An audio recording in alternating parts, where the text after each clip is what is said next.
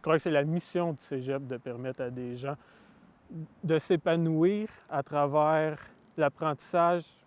À l'école, on apprend beaucoup, on apprend toujours, on va voir, mais on ne découvre pas le monde. Les projets internationaux, c'est l'occasion de mettre un point d'exclamation sur ce qu'on apprend au cégep. C'est l'aboutissement de ce qu'on devrait envisager lorsqu'on pense à notre éducation. Tant qu'il y a des projets internationaux, moi, j'ai un sentiment d'appartenance. Si un jour il n'y avait plus de projets internationaux, je n'appellerais plus le cégep de Saint-Jérôme mon école. On ne peut pas empêcher des étudiants de s'épanouir. On ne peut pas dire on manque de moyens pour faire quelque chose quand ce sont nos étudiants qui sont l'essence de ce qu'on fait. Il faut trouver une façon de toujours permettre à chaque individu de s'accomplir. Puis si le cégep décide de briser ce lien-là, il brise ma confiance puis il brise mon sentiment d'appartenance. J'ai rencontré des gens que c'était juste d'être loin de la maison. Moi-même, ça a été... J'en parlais avec Marie-Claude, je ne savais même pas c'était quoi. Un jour, dans une réunion, elle a fait un cercle juste pour moi, pour voir ce que je cherchais.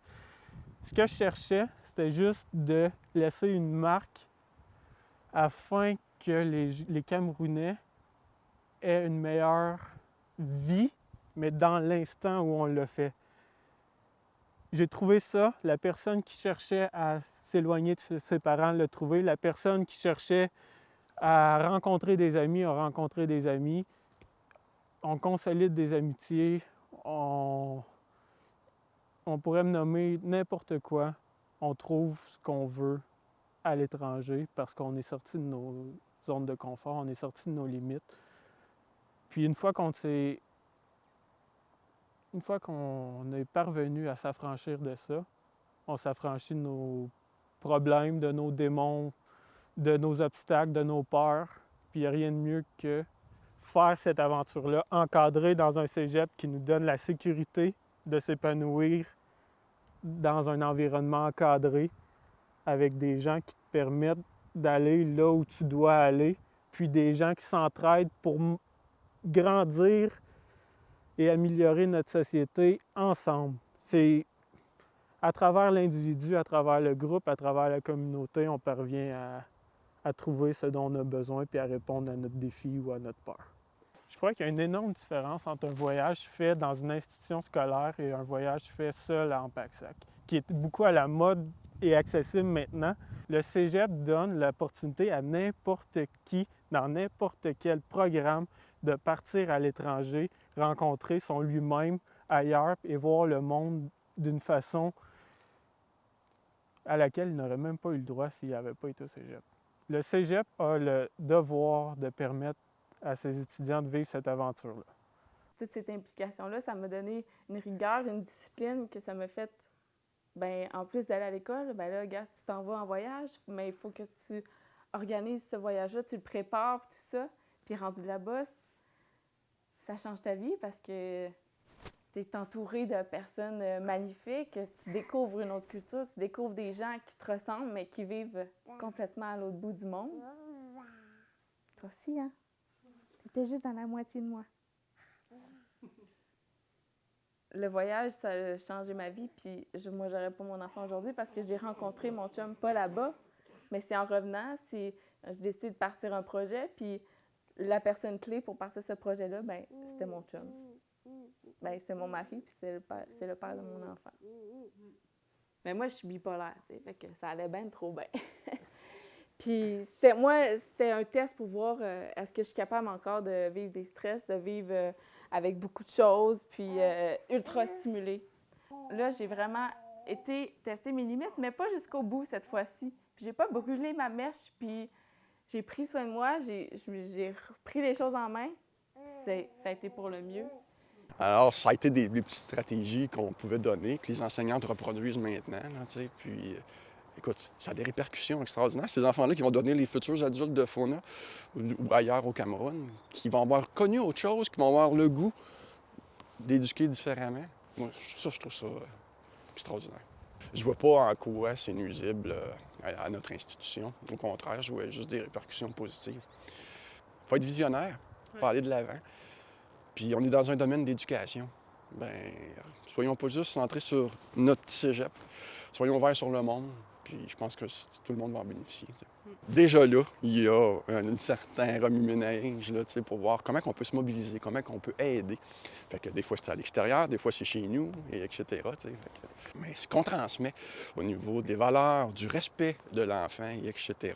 Au début, on était un peu utopique, pensant qu'on allait changer le monde. Mais ces gens-là vont, eux, dans leur milieu, peut-être moins que quand on était là, mais quand même faire des ajustements qui, à leur tour, vont être des modèles pour les enfants qui vont devenir des futurs enseignants. Et ça fait partie du changement. Puis ça, je l'ai réalisé en 2015, que ça s'était déjà installé en 3 ans. Je me disais, en 3 ans, oublie ça, tout va être tombé à l'eau, il n'y aura plus rien. Là, t'sais. Puis, ben voyons donc. Au lycée, là, c'était des pédagogies différenciées. Écoute, je capotais.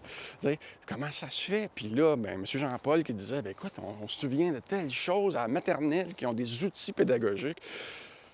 Écoute, des étudiants, c'est-à-dire qui amènent un changement positif là, dans notre communauté. Bien, c'est sûr qu'un projet comme ça, à la base, tu le fais un peu pour les gens de là-bas aussi. Puis c'est vrai qu'il y a des retombées là-bas. On l'a bien vu en 2015 parce qu'on a vu Ernestine qui continuait à faire des choses qu'on avait implantées en 2012. Mais les plus grandes retombées, je les ai vues pour nos étudiants. Les étudiants qui sont finissants, qui font leur stage là-bas, là, tu vois, c'est pas longtemps, là, on parle de 2 mois. Là. Puis quand ils reviennent, tout le cheminement qu'ils ont fait, puis qu'ils prennent comme prise de conscience, des gens qui vont être des intervenants, qui vont travailler dans la société, dans une société qui change beaucoup ici au Québec aussi. Écoute, la communication qu'il y en a eu, la richesse de parler. Écoute, ça a même développé jusqu'à d'autres cégeps, là, moi, par rapport à des situations qui étaient arrivées avant notre départ. Fait que l'intérêt est à la grandeur du Québec. On parle juste en éducation spécialisée, là, puis chaque personne fait quelque chose, parce que de ce qu'on me dit, c'est comme, oui, on y croit, puis on veut le développer. Ailleurs aussi. Ça dépasse le cadre d'un projet spécifique. Là. On a des retombées à tellement de niveaux. Pour moi, comme prof, là, comme personne d'abord avant tout, c'est très énergisant, très stimulant. Ça me garde la passion énormément au niveau du travail. Puis, écoute, c'est une belle chance, une belle opportunité que j'ai eue de pouvoir participer à ça. C'est pas pour rien que dans des projets, tu as un taux de rétention beaucoup plus élevé que dans une classe, parce que quelqu'un dit « OK, je peux m'épanouir ici », puis c'est un besoin fondamental de s'épanouir. Puis le projet, bien, c'est l'endroit ultime pour s'épanouir. Ma job prend son sens quand je fais des projets internationaux. Sinon, j'ai l'impression de... C'est comme si j'enseignais en 2 dimensions le restant du temps. Puis je fais ma compétence, j'enseigne juste mon affaire. Puis j'essaie de... Puis je suis quand même quelqu'un qui va inclure la culture, qui va inclure d'autres langues, qui va toujours parler, qui va inclure la politique, même si je suis en éducation physique ou si je suis dans un cours de rando, je vais inclure la biologie, tout ça. Mais je reste quand même dans 2 dimensions. Je m'implique parce que je crois que c'est la seule façon que je peux être un bon prof, un excellent prof. Sinon, même si je me démène comme un bon, je reste à 2 dimensions. Là. C'est une feuille plate, puis elle ne prend pas de l'ampleur. C'est l'évaluation synthèse par excellence. C'est ça qu'on cherche on essaie toujours de parler de mise de situation d'apprentissage authentique là, ou véritable, ou selon les théories. Mais là, on l'a, là. C'est l'ultime. En fait, ce qui est fun aussi dans ces expériences-là, c'est que c'est l'expérience de groupe. Puis ça, c'est une expérience on a l'impression qu'on le vit à l'école quand ils nous disent « Ah, faites des travaux d'équipe, c'est ça qui vous permet d'avoir les compétences en équipe. » Mais c'est pas les vraies compétences d'équipe quand que c'est des travaux de 4 pages qu'il faut juste que tu te sépares une rédaction, tu sais. Moi, j'étais fière de dire que mon cégep offrait... c'est grâce à mon cégep que je suis allée au Cameroun, c'est grâce à mon cégep que j'ai eu un stage de travail social que personne n'a jamais eu. C'est ce qu'on cherche, c'est ça le monde de demain. C'est une ouverture sur le monde, puis c'est par ces projets-là qu'on se forme à être ouvert sur le monde.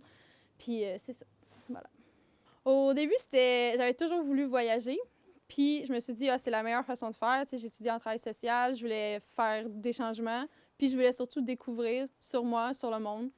Fait que c'est par là que j'ai fait mon premier voyage international avec le cégep. Mon premier voyage, je l'ai fait au Cameroun avec l'animation culturelle.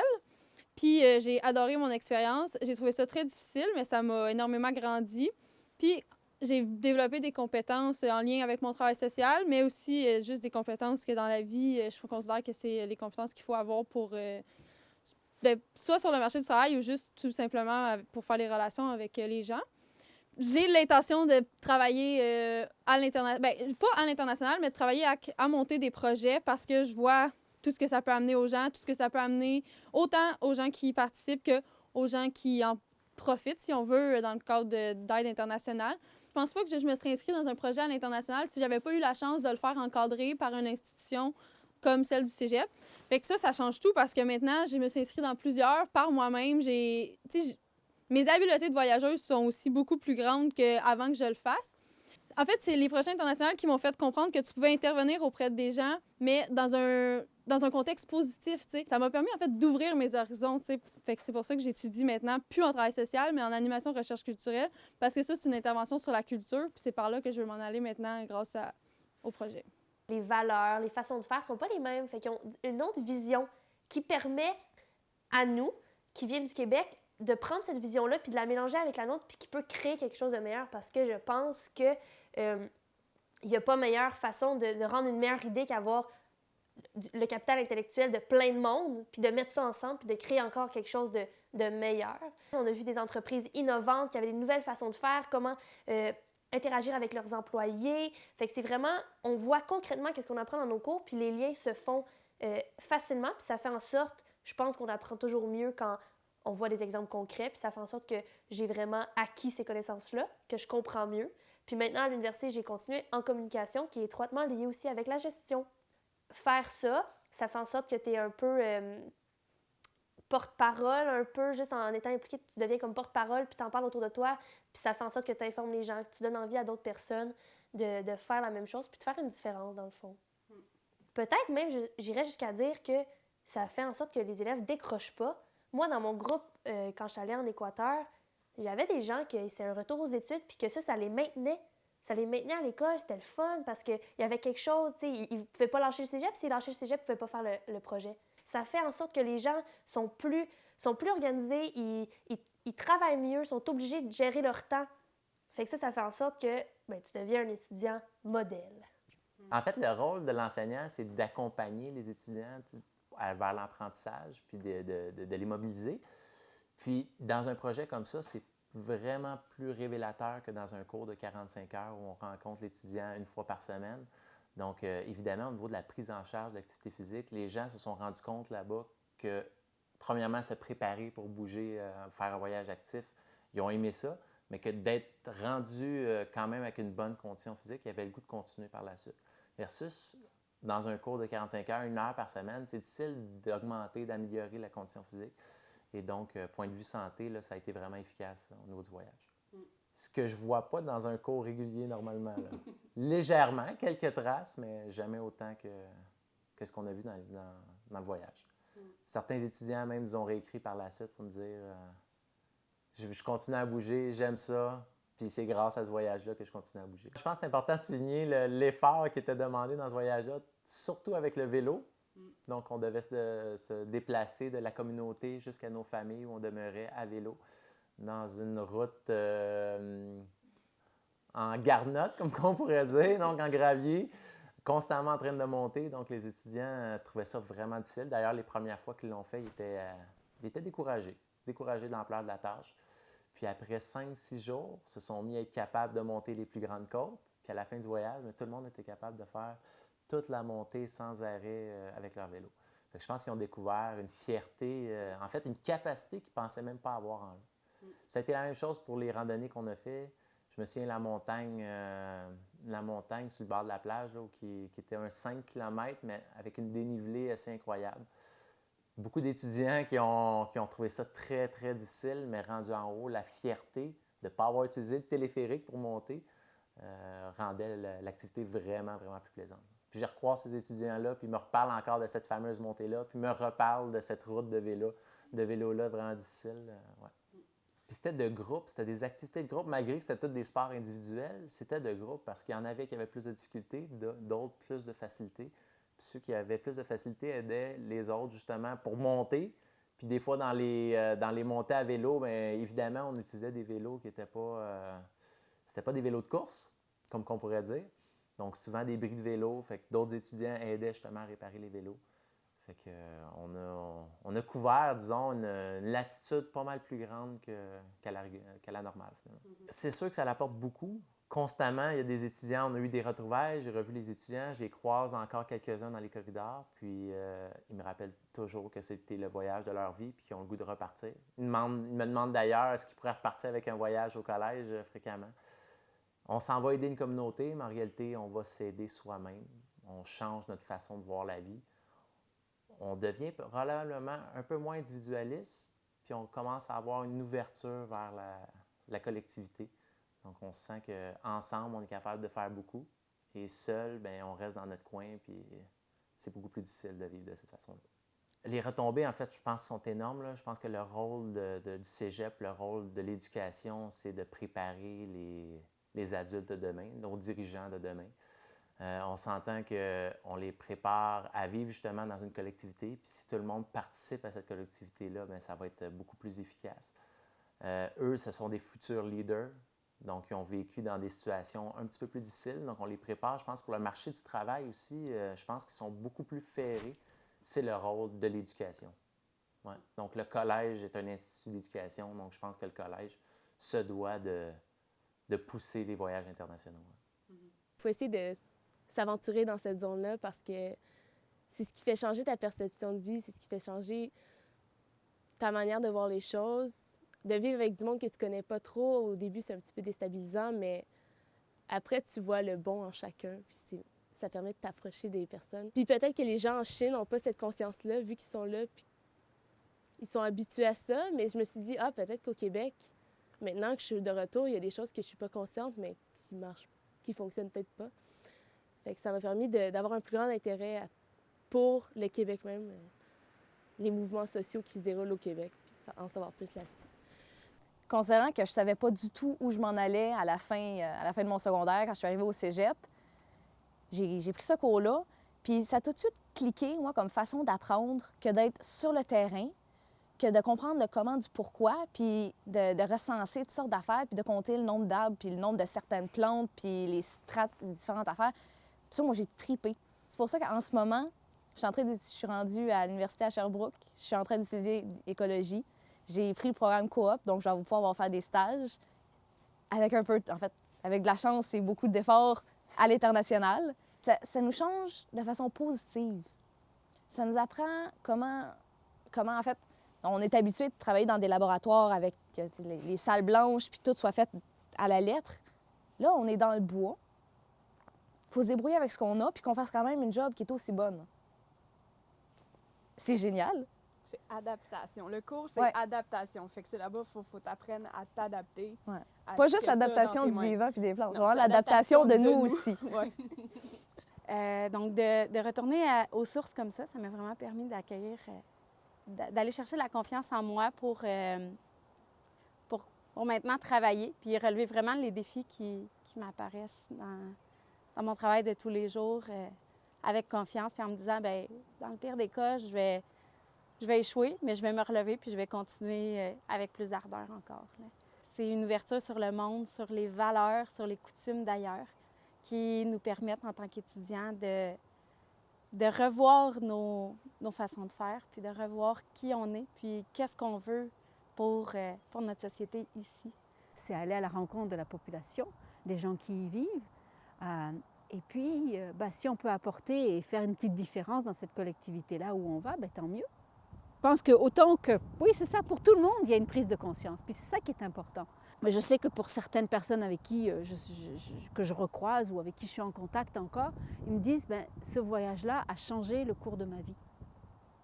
Et ça a même des fois influencé à tel point que ça a complètement changé ce qu'ils avaient prévu de faire. Donc voilà, c'est extraordinaire, non? Oui. Moi, j'embarquerai demain. Sauf que Charlotte a un cours de natation. Je parlais tantôt de donner un sens à ma vie, de sentir utile. Comme professeur, je pense que je l'ai, mais je voulais élargir, je voulais tenter l'expérience. Ouais. Sûrement, il y a une façon de mesurer quelques retombées économiques, bien sûr, mais les retombées humaines, de voir le visage de ces gens quand on arrive, puis ils savent qu'on est là pour eux. C'est comme on a voyagé, on a organisé ce projet, on a travaillé fort pour ramasser les fonds. On arrive là-bas, puis c'est juste l'amour. Je suis sûr que ceux qui ont fait des projets internationaux, on va les entendre parler d'eux d'une façon ou d'une autre. Ah oui, je suis revenue, je me suis dit, je veux repartir. J'aurais voulu revivre cette expérience-là avec tous les gains que j'ai faits, hein, parce que là, je ne suis plus la même. J'ai été exposée à des difficultés, j'ai été amenée à m'adapter à des situations nouvelles. Puis là, j'ai une autre vision du projet humanitaire que quand je suis partie là avant de partir, en fait. J'aurais le goût de réinvestir tous ces apprentissages dans un nouveau projet. Ah, mon Dieu, que... moi, je repartirais, c'est sûr. Autant que c'est demandant, ça apporte tellement que ça vaut la peine, là. C'est clair. Je comprends qu'on est dans un contexte où on dirait que c'est une tendance là, en ce moment de tout figurer d'une manière comptable. On est dans une situation aussi où il y a beaucoup de coupures, où il y a beaucoup de... C'est loin d'être simple. C'est des défis énormes qu'on vit présentement et sur lesquels, des fois, on a peu de contrôle. Par contre, je pense que des fois, on perd de vue les gains réels dans certains projets. Puis oui, ça paraît peut-être pas comme ça sur le coup quand on investit quelques milliers de dollars dans un projet ici ou un projet là. On les accompagne au niveau théorique, mais là, je les accompagne au niveau pratique sur plein d'aspects que je leur enseigne aussi en classe, sur eux-mêmes, le monde, mais là, je le vivais avec eux concrètement. Puis ça, c'était génial, là. C'était vraiment extraordinaire, ça. Sinon, au plan personnel, mon Dieu, c'est incroyable. Il n'y a rien qui est comparable à ça.